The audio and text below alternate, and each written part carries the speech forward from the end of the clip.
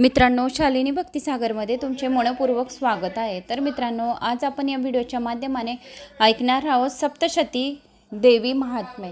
तर मित्रांनो, या नवरात्रीच्या दिवसात सप्तशतीचे हे 13 पाठ नक्की करा। रोज पण केले आपण 13 पाठ, श्रवण पण केले तरी सुद्धा चालेल। पूजा करता करता, स्वयंपाक करता करता आणि नाहीतर बसून थोडा वेळ काढून तुम्ही दुर्गा सप्तशतीचे हे अध्याय देवी महात्म्य श्रवण केल्याने आपल्या सर्व कामांमध्ये यश येते। आई भगवती अंबा माताची आपली सेवा केल्याची पुण्यफळाची प्राप्ती होते। कुलदेवतेला आपलं दर्शन केल्याची प्राप्ती होते। एवढं ह्या देवी सप्तशतीच्या 13 अध्यायांमध्ये खूप महत्त्व आहे आणि देवी आई आपल्या घरात सूक्ष्म स्वरूपाने घरातच राहते। तर काही जणांच्या कमेंट्स आल्या होते की ताई, आम्ही अलग कलश मांडू का, अलग पाठ करू का, आणि देवाऱ्यात बसवला तर चालेल का कलश? देवारा जर मोठा असेल, देवाऱ्यात जर जागा असेल तर तुम्ही कलशची स्थापना देवाऱ्यात सुद्धा करू शकता। कारण आईला माहिती आहे आत्मामध्ये देवी या कुठल्याही देवी देवतांचा आपल्या आत्मामध्ये वास असतो। तर त्यांना सर्व काही समजून जातं की आपण हा जो कलश भरलेला आहे तर आपण कशासाठी भरला आहे, कोणत्या कामनासाठी भरलेला आहे, आपण ही पूजा करतो आहे तर कोणत्या कामनेसाठी, कोणत्या इच्छापूर्तीसाठी आपण ही सर्व पूजापाठ करत आहोत। आपल्या मुलांसाठी या कुठल्या कार्यासाठी ही इच्छा पूर्ण करण्यासाठी आपण हे कार्य करत आहोत। म्हणून काही टेन्शन नाही, तुम्ही देवाऱ्यात पण या कलशाची स्थापना, कुलदेवतेची स्थापना जागा असेल, मोठा असेल करू शकता, काही हरकत नाहीये। तर आता आपण दुर्गा सप्तशतीच्या देवी महात्म्याला सुरुवात करूया।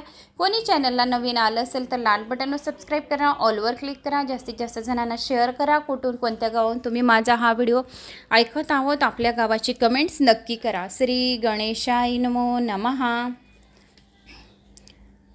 ओम सर्वमंगल मांगल्ये शिवे सर्वार्थ साधिके शरण्ये त्र्यंबके गौरी नारायणी नमोस्तुते। नवरात्रीच्या तुम्हाला खूप खूप शुभेच्छा। माता राणी तुमच्या सर्व इच्छा कामना लवकरात लवकर पूर्ण करो अशी मी माता राणीला प्रार्थना करते आणि आजच्या या सप्तशतीच्या देवी महात्म्याला सुरुवात करते। श्री गणेशाय नमो नमः। अध्याय पहिला। मार्कंडेय ऋषी म्हणाले, पूर्वी स्वरोचिष्य मन्वंतरात चैत्र वंशात जन्मलेला सुरत नावाचा राजा राज्य करीत होता। आपल्या मुलाप्रमाणे प्रजेचे पालन करणाऱ्या या राजावर एकदा महान संकट कोसळले होते। कोला विध्वंसी नावाच्या शत्रूंनी त्या सुरत राजाशी युद्ध केले आणि त्याला जिंकले। दुर्दैवाने सुरत राजाचे प्रधानसुद्धा लोभी व नीच निघाले आणि राजाचा खजाना त्यांनी ताब्यात घेतला। तेव्हा राजा शिकारीच्या निमित्त करून एकटाच निसटला व एका घोर अरण्यात शिरला। त्या वनात एका ठिकाणी मेधा नामक श्रेष्ठ ब्राह्मणाचा आश्रम त्याने पाहिला। तेथे अनेक हिंस पशु आपल्या हिंस वृत्तीचा त्याग करून एकत्र राहिले होते। अनेक ऋषी व शिष्य त्या आश्रमात साधना करीत होते।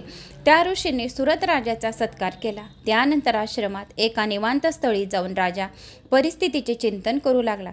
माझ्या राज्याला व नगराला मी मोकलो, पण माझे सेवक धर्मन्याने वागून प्रजेचा प्रतिकार करीत असतील का? माझे प्रधान लोभी झाल्यामुळे खजाना रिकामा होऊन कदाचित प्रजाचे हाल चालत असतील असे वाटते। या प्रकारे दुःखपूर्ण विचार करीत असताना त्या सुरत राजाला एक व्यक्ती दिसली। राजाने त्याला विचारले, तुम्ही कोण? तुमचा चेहरा दुःखाने म्लान का झाला आहे? तेव्हा तो मनुष्य म्हणाला, महाराज, समाधी नावाचा मी वेश्य व्यापारी आहे। द्रव्य लोभाने दुष्ट झालेले माझे पुत्र व स्त्री यांनी मला घरातून घालवून दिलेले आहे। आप्त व बांधव यांनीही मला दूर लोटले, त्यामुळे निराधार दुःखी असा मी येथे आलो आहे। परंतु या आप्त बांधवाबद्दल माझ्या मनातील ममता उसळून येत आहे। माझे आप्त मुलं, स्त्री व आणि नोकर कसे वागत असतील? त्यांना कुठलेही दुःख तर प्राप्त झाले नाही ना? अशी चिंता अहर्निश मला लागून राहिली आहे। हे ऐकून राजा उद्गारला, अहो, तुमच्याशी नीच वर्तन करणाऱ्या त्या नातेवाईकांवर तुमचा इतका जबरदस्त स्नेह जडला आहे, याचे मला खरोखरच आश्चर्य वाटते।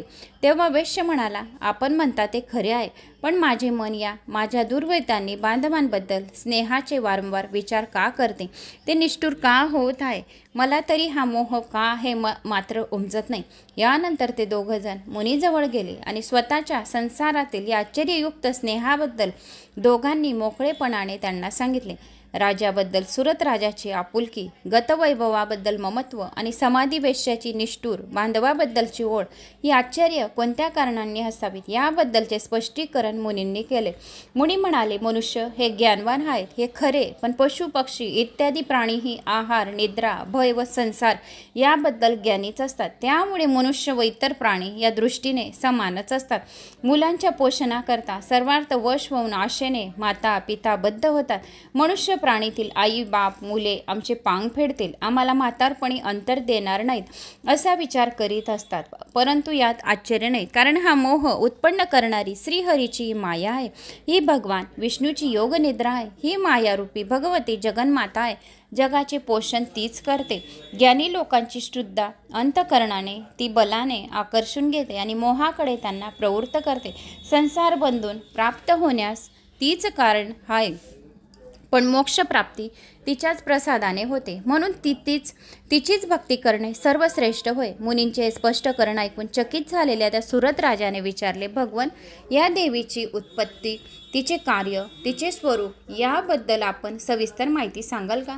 ते सर्व श्रवण करण्यास ती उत्सुक झाली आहे. मुनी म्हणाले, देव कार्याकरता व भक्तांवर अनुग्रह करण्याकरता ही शक्ती वेगवेगळ्या स्वरूपात प्रकट होते, अवतार घेते. नित्य असूनही अनेक स्वरूपात प्रकट झाल्याने ती जगात निर्माण होते असे म्हटले जाते. पूर्वी ही पृथ्वी जलमय झाली असता भगवान विष्णू शेषावर पाऊलले व योगनिद्रेत मग्न झाले. त्यावेळी मधु व कैटभ असे दोन असुर श्री विष्णूच्या कानांपासून निर्माण झाले. हे दैत्य ब्रह्मदेवास मारण्यास धावले. विश्वाची स्वामिनी, जग उत्पन्न करणारी, जगाला जीवन देणारी, जगाचा संहार करणारी श्री विष्णूंची निरुपयमेम अशी जी भगवती निद्रा, तिची स्तुती तेजस्वी ब्रह्मरूप देव करू लागले. तू ओंकार स्वरूप आहेस, तू अमृत स्वरूप आहेस, तूच संध्या, सावित्री, विश्वजननी आहे. विश्वाची उत्पत्ती, धारणा, पोषण आणि शेवटी संहार हे माते तूच करतेस. विश्वांची उत्पत्तीच्या वेळी सृष्टीरूप, नंतर रक्षणकाळी स्थितिरूप, अंतरकाळी संहाररूप जगन्माते तूच होतेस. महाविद्या, महामाया, महाबुद्धी, महासरस्वती तूच आहेस. महान मोह निर्माण करणारी अशी तू महादेवी व माहेश्वरी आहे. सत्व व रज तम यांनी युक्त अशी त्रिगुणात्मक प्रकृती तूच असून तुला कालरात्री, महारात्री व भयंकर अशी मोहरात्री म्हणतात. यक्ष, श्री, ईश्वरी ही बुद्धी, लाज्यो, पुष्टी, तुष्टी, शांती व शांती तूच आहेस. आपल्या हातात तू खडक, शूल, गदा, चक्र, शक्र, धनुष्य, बाण, भूषंडी, परीघ ही शस्त्रे धारण केल्यामुळे तू घोर भयंकर उग्र दिसतेस. तू सौम्य व सौंदर्यवती आहेस. सर्वत्र देवतांमध्ये तूच श्रेष्ठ आहे, परमेश्वरी आहे. जगातील जे प्रत्येक अविनाशी, सत आणि क्षणभंगूर असत आहेत त्या सर्वातील मूळ शक्ती तूच आहेस. तूच तुझी ही कीर्ती स्तुती केली तरीही अपुरीच पडते. सृष्टीचा पालन करता जो विष्णू भगवान, त्याला केवळ तुझ्या प्रभावामुळे योगनिद्रा आलेली आहे. विष्णू, मी ब्रह्मदेव आणि शंकर यांना देह धारण करण्यास तूच कारणीभूत झाले. हे भगवती, तुझी स्तुती करणारा कोण समर्थ आहे? तथापि यथाशक्ती मी तुझी प्रार्थना केली आहे ती ऐकून या महाभयंकर मधु कैटभ दैत्यांना तू मोहात टाक. जगतस्वामी विष्णूंना त्वरित जागे कर आणि या राक्षसांना मारण्याची बुद्धी भगवंताच्या मनात उत्पन्न कर. तेव्हा ती योग माया विष्णूंना सोडून बाजूला उभी राहिली. यामुळे विष्णू जागे होऊन त्यांनी दैत्यांना पाहिले. ब्रह्मदेवावर धावून जाणाऱ्या त्या दैत्यांशी विष्णूंनी बाहुयुद्ध केले. 5 सहस्र वर्ष युद्ध झाल्यावर माया विनीत झाले. ते दैत्य विष्णूंना आपण होऊन म्हणाले, तुझ्यावर आम्ही संतुष्ट आहोत. तूच आमच्याकडे वर माग, तेव्हा माझ्याच हस्ते तुम्हाला मृत्यू यावा.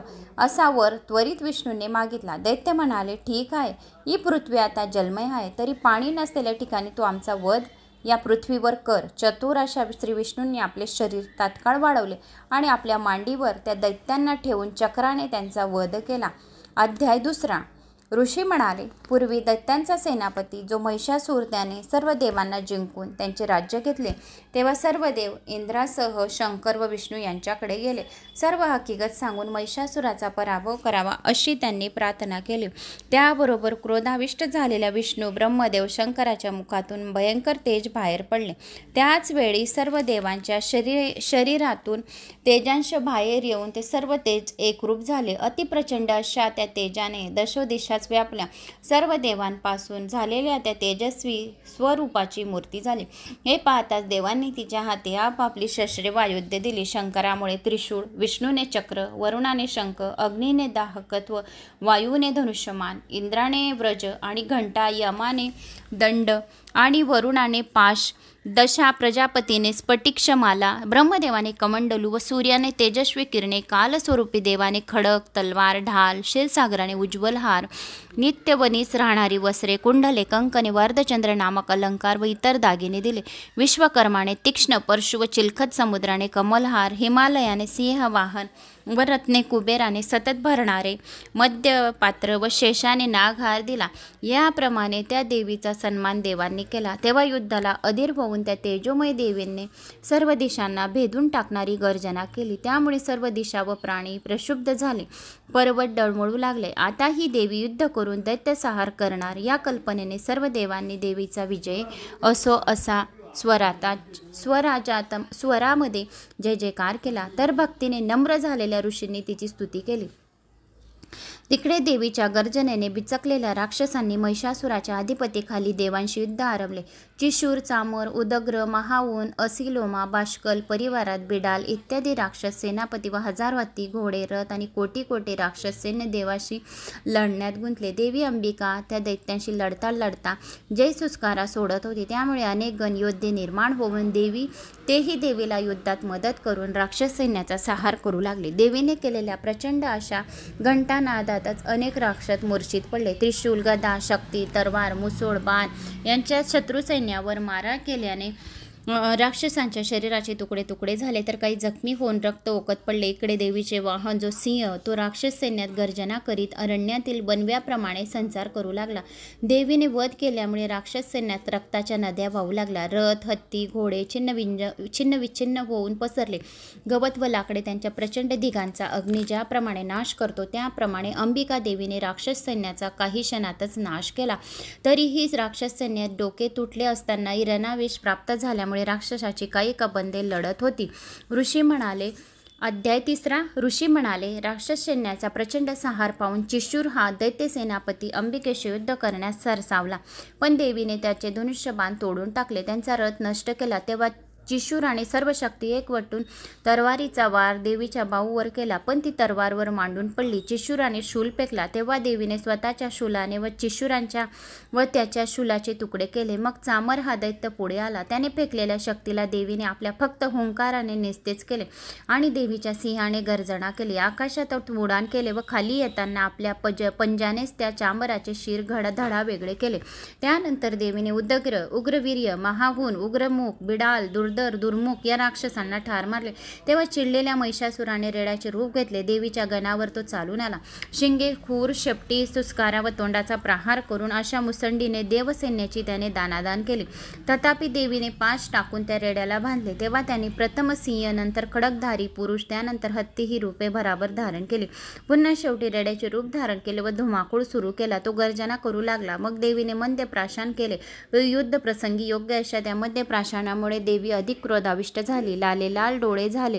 ती तेजोमय देवी हसू लागली. अरे मूर्खा, तू कुशाल गर्जना कर, तुझा नाच जवळ आलाय असे ती म्हणाली. तेव्हा रेड्याचे रूप सोडून राक्षस पुन्हा लढू लागला. ते पाहताच देवीने राक्षसाचे शिर त्वरित तरवारीने तोडले आणि देवांची बाजू राखली. त्याबरोबर हर्ष पाहून देवांनी जयघोष केला. उदयस्तु उदयस्तु उदयस्तु असे म्हणाले. अध्याय 4. मुनी म्हणाले, तो महापराक्रमी महिषासूर आणि त्यांचे सैन्य यांचा नाश झाल्याने सर्व देवांनी आणि रणचंडिकेची स्तुती केली. देव म्हणाले, सर्व देवांची संघटित शक्ती जिच्या सामावित झालेली आहे. आणि देव म्हणाले, सर्व देवगणांची संघटित शक्ती जिच्या सामावली आहे, जिने हे जग व्यापले आहे, तिला आम्ही वंदन करतो.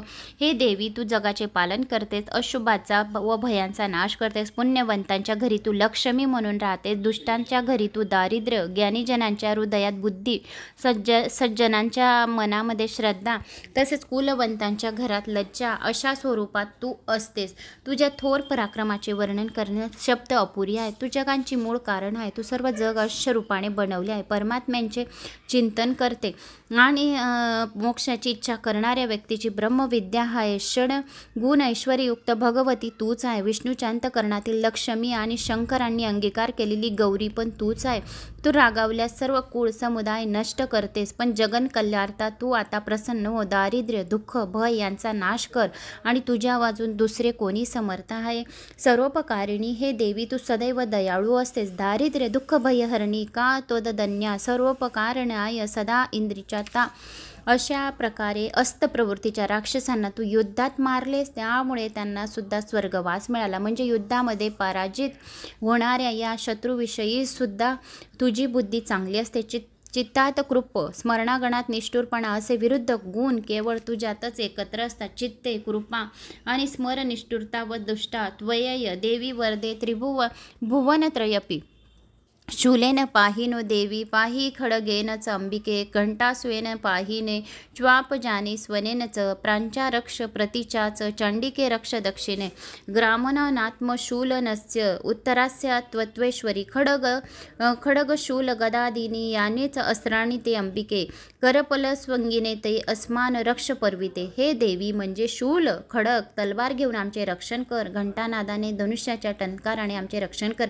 हे चंडिके तुझ्या हातातील शूलाने भाल्याने पूर्व पश्चिम दक्षिण आणि उत्तर दिशेकडे चहू बाजूने आमचे रक्षण कर. हे अंबिके तलवार शूल गदा इत्यादी जी काही शस्त्रे तुझ्या हातात शोभत आहेत त्या सर्वांनी तू आमचे सर्व बाजूंनी रक्षण कर. याप्रमाणे स्तुती केल्यावर देवी प्रसन्न झाली. वरदान मागा असे म्हणाली. तेव्हा देवीने विनंती केली, हे महेश्वरी, आम्ही तुझे स्मरण केले न केले तरी देखील तू आमच्या मोठ्या विपत्ती संकटे नाहीसे कर. तुझे नित्य स्तवन करणाऱ्याला प्रत्येकाला सुख समृद्धी दे, शांती पैसा अडका बरकती दे. तथास्तु असे म्हटले म्हणून देवी गुप्त झाली, पण शुंभ आणि निशुंभ दैत्यांना मारण्यासाठी ती पुन्हा प्रकट झाली. अध्याय 5. मुनी म्हणाले, पूर्वी शुंभ निशुंभ दैत्यांनी उन्मत्त होऊन त्रैलोक्य जिंकले, देवांचा पराभव केला, सर्व ठिकाणी त्यांचा अधिकार गाजू लागला. तेव्हा ते पराजित हो देवीचे स्मरण करून स्तुती करू लागले. विष्णू माया चैतन्य रूपाने प्राण्यांच्या ठिकाणी असणारी तू सर्व प्राणी मात्रांच्या ठिकाणी बुद्धी निद्रा शुद्धा छाया शक्ती तृष्णा क्षमा लज्जा शांती श्रद्धा शोभा कांती लक्ष्मी वृत्ती जीवनांचा वैसाय समृद्धी दया संतोष माता भ्रांती विविध रूपाने तू वसतेस. तुला शतशत वारंवार प्रणाम. याप्रमाणे इंद्राने अश्विन शुद्ध नवमी मंगळवार असताना देवासहित स्तुती केली. तेव्हा तिकडे पार्वतीच्या शरीर कोशापासून कौशकी ही देवी निर्माण झाली. कौशकीच्या निर्मितीमुळे पार्वती देवीचा वर्ण सावळा झाला आणि तिला कालिका नाव प्राप्त झालं. ती कालिका हिमालयाच्या आश्रयाने राहिली. तेथे एकदा चंड व मुंड हे 2 राक्षस गेले आणि त्यांनी अंबिकेला कौशिकेला पाहिले. तिच्यासारखे श्रीरत्न आपल्या स्वामीजवळ असावे असे त्यांना वाटले. म्हणून परत आल्यावर त्यावर शुंभ दैत्याला देवीचे वर्णन करून ती रत्न मिळवावी अशी विनंती करायला लागले. या स्त्रीमुळे आपल्याला सकळ वैभवाला शोभा येईल असे ते म्हणाले. ते ऐकून शुंभाने सुग्रीव या राक्षस दूताला देवीकडे पाठवले.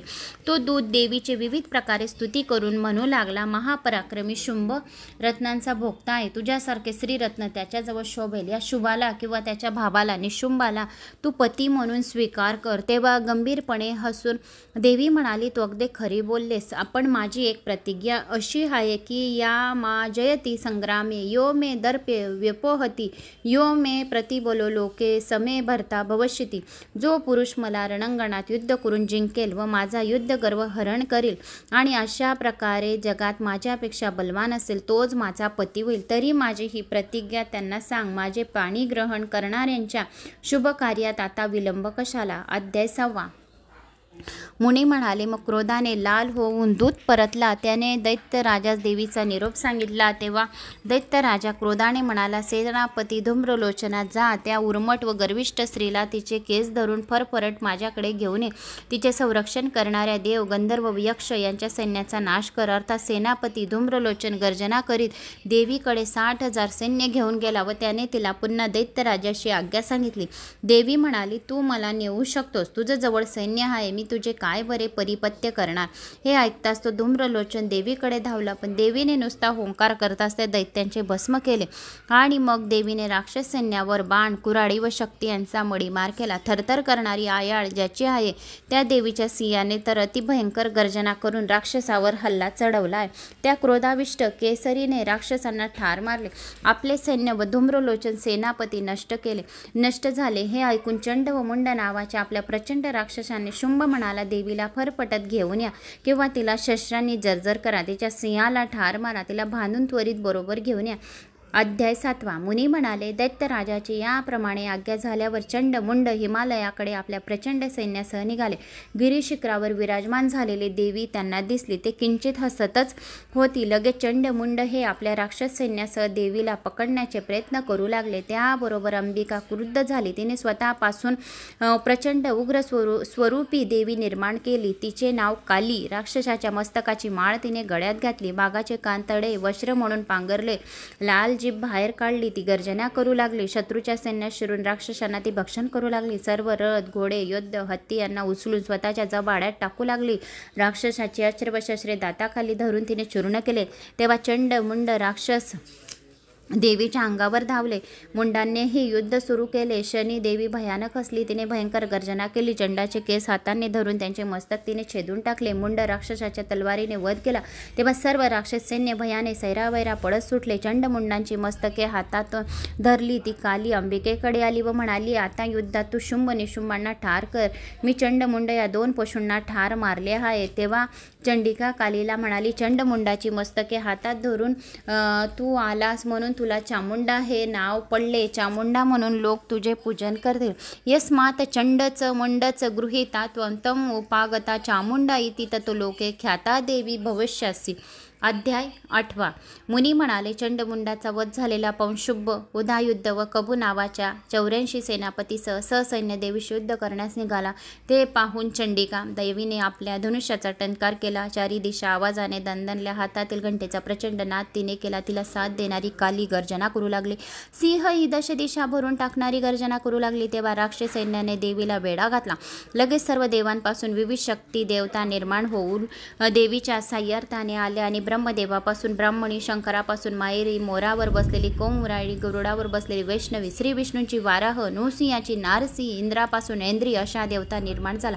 हे पाहून शंकर चंडिकेस म्हणाला, माझ्या मनप्रसन्नतेसाठी सर्व राक्षसांना तू लगेच ठार मारून टाक. तेव्हा चंडिकेच्या शरीरातून अतिशय भयंकर आणि उग्र अशा कोल्ह्याच्या ओरडण्याप्रमाणे विचित्र गर्जना करणारी अपराजिता नावाची शक्ती निर्माण झाली. ती शंकरांना म्हणाली, माझा दूत होऊन तुम्ही त्या राक्षसांना माझा निरोप सांगा की इंद्राला त्याचे राज्य द्यावे व स्वतःचा जीव वाचवावा म्हणून परत जावे. श्री शंकर तिचे दूत झाले म्हणून तिला शिवदूती असे म्हणतात. शंकरांनी तिचा निरोप सांगितला, पण ते राक्षस संतापून युद्ध करू लागले आणि सर्व देवी त्यांच्याशी युद्ध करून शत्रूचा नाश करू लागले. शिवदूतीच्या प्रचंड गर्जनेने राक्षस सैन्यच घाबरून पळू लागले. हा अनर्थ पाहताच राक्षसातील बलाढ्य रक्तबीज नावाचे राक्षस पुढे येऊन लढू लागला.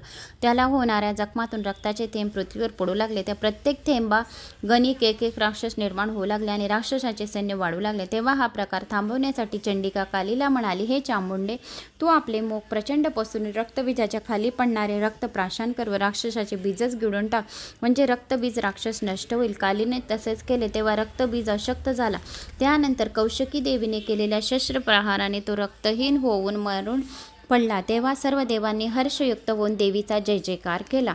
अध्याय 9. मुनी म्हणाले, रणगणावर रक्तबीज या पराक्रमी राक्षसवीराचा व अनेक राक्षसांचा संहार झालेला पाहून शुंभ निशुंभ अत्यंत रागावले. दोघे क्रोधाने ससैन्य देवी सैन्यावर हल्ला करण्यास गेले. ब्रह्मणी वगैरे मातृदेवतांशी ते युद्ध करू लागले. नंतर चंडिकेशी युद्धाचा प्रसंग आला. निशुंभाने सोडलेल्या शक्ती व शूल यांचे निवारण देवीने केले.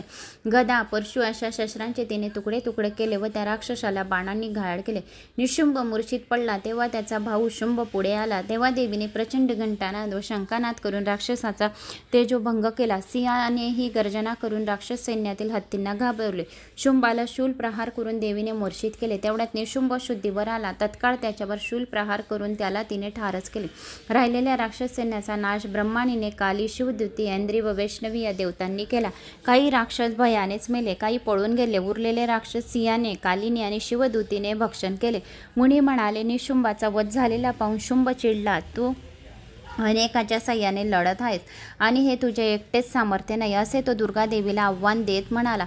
तेव्हा अरे मूर्खा, मी एकटीच या जगात शक्तिरूप आहे. तुला दिसणारे अनेक देवता माझ्यातूनच निर्माण झाले आहे. पहा, आता माझ्यातच प्रवेश करतील आहेत असे देवी म्हणाली. त्या क्षणी सर्व ब्रह्मांनी आदी देवता तिच्यात विलीन झाल्या.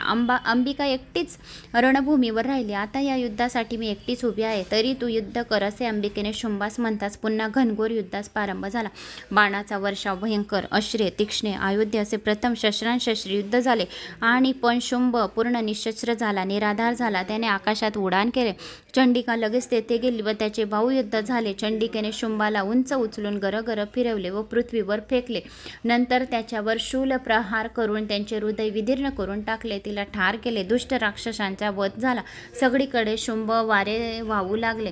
शांतता झाली. प्रसन्न वातावरण पसरले. जग हर्षभरित झाले. देव मुदित झाले, आनंदित झाले. अध्याय 11. मुनी म्हणाले, संकटमुक्त झालेल्या देवांनी चंडिकेची अंतःकरणपूर्वक प्रार्थना केली. ते म्हणाले, शरणागताची पीडा दूर करणाऱ्या देवी, प्रसन्न व चराचरात भरून राहिलेल्या विश्वेश्वरी, तू पराक्रमी आहेस.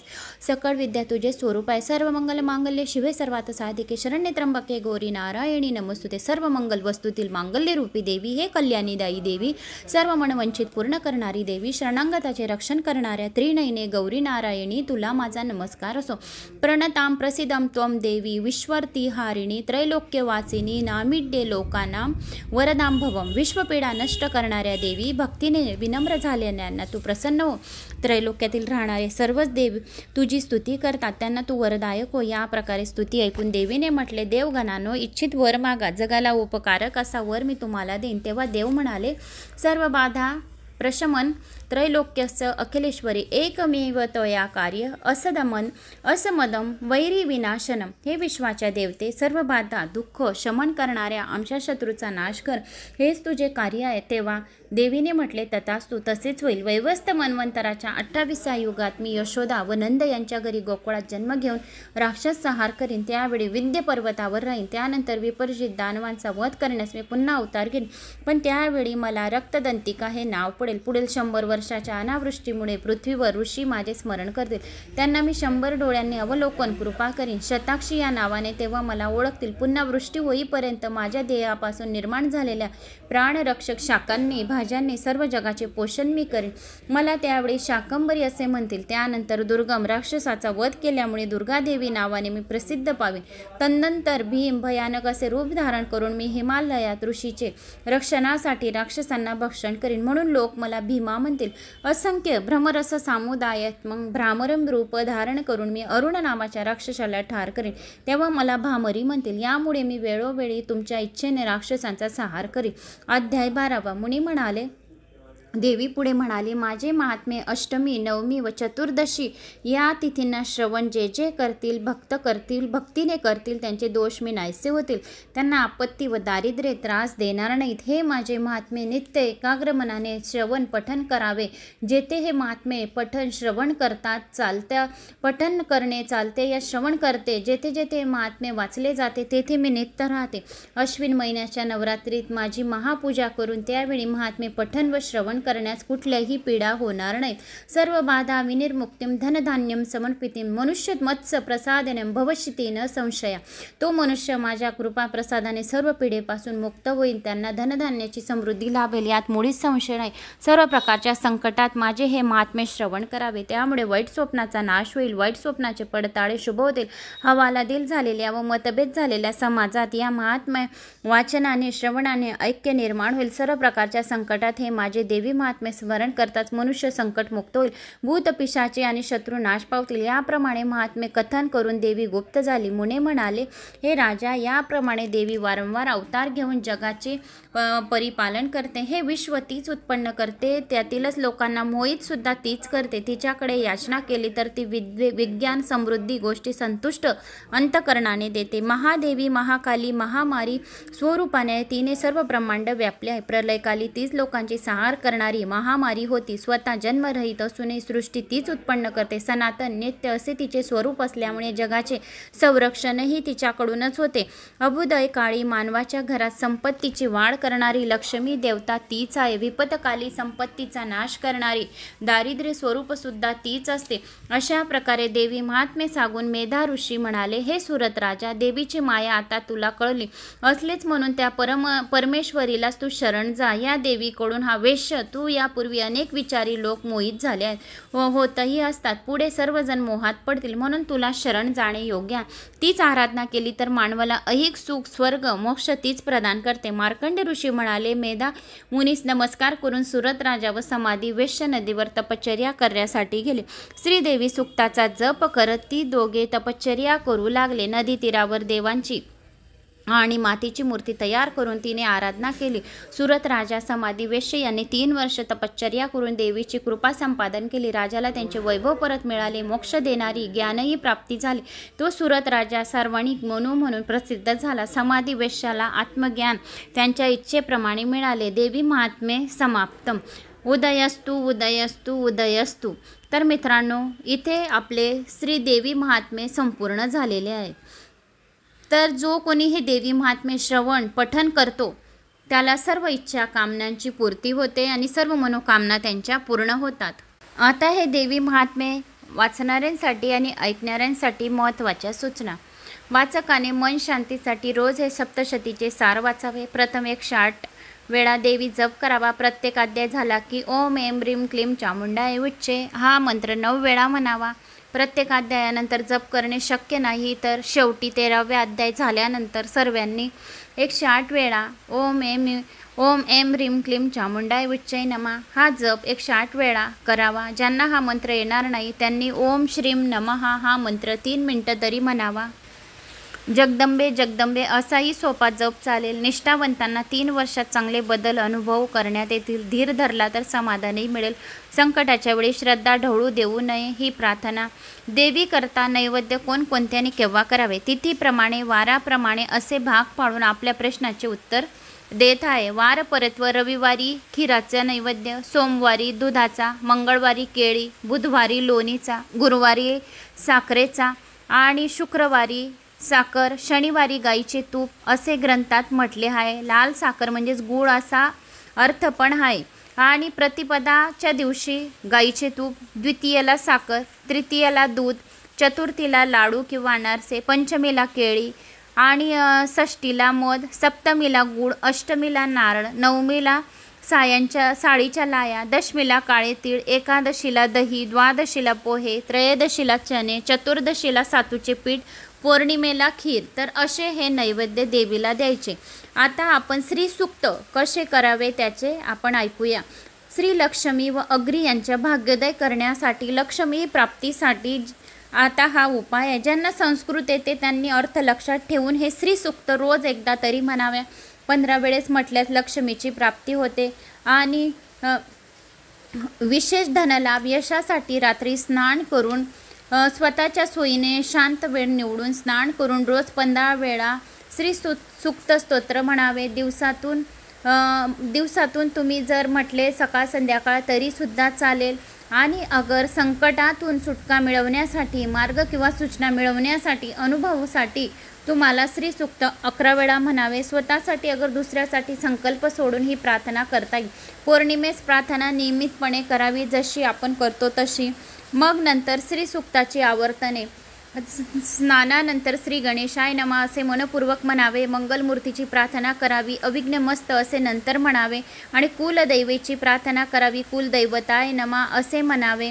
आणि मग प्रार्थना करून आपल्या मनातील इच्छा बोलाव्या. त्यानंतर देवीच्या फोटोसमोर तुम्ही लोंग, कापूर वगैरे जाळून आरती करावी आणि देवीला आपले सर्व इच्छा मनोकामना पूर्ण होण्यासाठी प्रार्थना करावी. तर मित्रांनो, असे हे सप्तशतीचे 13 अध्यायाचे पाठ होते जे मी तुम्हाला सांगितले. तर मला अशी आशा आहे की तुम्हाला हे माझे पाठ आवडले असतील. आवडल्यास एक लाईक, चॅनलला सबस्क्राईब करा. जय माता दी. कुठून कोणत्या गावाहून तुम्ही माझा हा व्हिडिओ ऐकत आहोत, आपल्या गावाची कमेंट जशी करत आहोत तशी करायची, नाही तर जय माता दी करावे. शेअर करायला विसरू नका. व्हॉट्सॲप ग्रुप, इंस्टाग्राम, फेसबुकला आपल्या व्हॉट्सॲप ग्रुपला 10 जणांना नक्की शेअर करा. जय माता दी.